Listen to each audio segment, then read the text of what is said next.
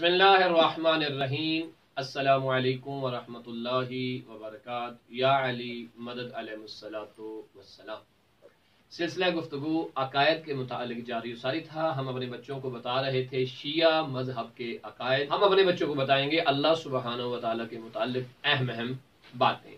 تو ہم نے بتایا جو چیزیں ہمارے پاس ہیں ضروری ہے کہ ہم یہ نفی کریں گے یہ چیزیں اللہ کے پاس نہیں ہے، وہ ہمیں بنانے والا ہے، بننے والا نہیں ہے، اس نے ہمیں بنایا ہے، اس نے ہمیں بنایا ہے۔ ہماری آنکھوں کو بھی اس نے بنایا ہے، ہمارے ہاتھوں کو بھی اس نے بنایا ہے، ہماری ٹانگوں کو، گویا ہمارے پورے بدن کو کس نے بنایا ہے؟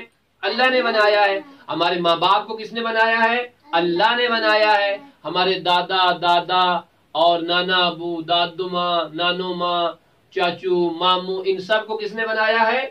اللہ نے بنایا ہے۔ اور کبھی بھی جو بناتا ہے، جو بنانے والا ہوتا ہے، ٹھیک ہے، اس کا مقابلہ نہیں کیا جاتا۔ حتیٰ کہ نبیوں کو کس نے بنایا ہے؟ اللہ نے بنایا ہے۔ اماموں کو کس نے بنایا ہے؟ اللہ نے بنایا ہے۔ نبی اور امام کو کس نے بنایا؟ اللہ نے۔ کس نے بنایا؟ اللہ نے۔ درست ہے۔ اب کیا کوئی شخص یہ کہہ دے کہ نبی پاک اور اللہ برابر ہے تو کیا ایسا کہا جا سکتا ہے؟ ایسا کہا جا سکتا ہے؟ کوئی یہ کہے مولا علی اور اللہ برابر ہے کہ ایسا کہا جا سکتا ہے؟ نہیں کہا جا سکتا۔ اب کوئی آپ سے سوال پوچھے کہ نبی اور اللہ برابر کیوں نہیں ہو سکتے، اللہ اور امام برابر کیوں نہیں ہو سکتے، جواب کیا دیں گے؟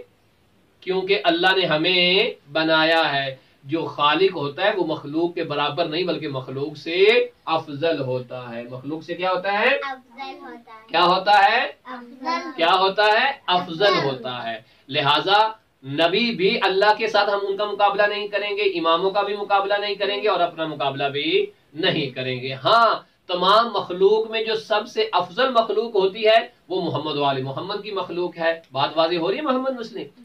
سمجھ آ رہی ہے؟ لہذا اللہ کی آنکھیں نہیں ہے، اللہ اور نبی کا مقابلہ نہیں ہے، امام اور اللہ کا مقابلہ نہیں ہے۔ جو یہ کہہ دے کہ نبی اور اللہ برابر ہے وہ اسلام سے نکل گیا۔ جو یہ کہہ دے اللہ اور مولا علی برابر ہیں وہ اسلام سے نکل گیا۔ اس لیے کہ اللہ بنانے والا ہے اور انسان سارے بننے والے ہیں۔ وہ ہمارا خالق ہے، ہم اس کی مخلوق ہیں۔ وصلی اللہ علی محمد وآلہ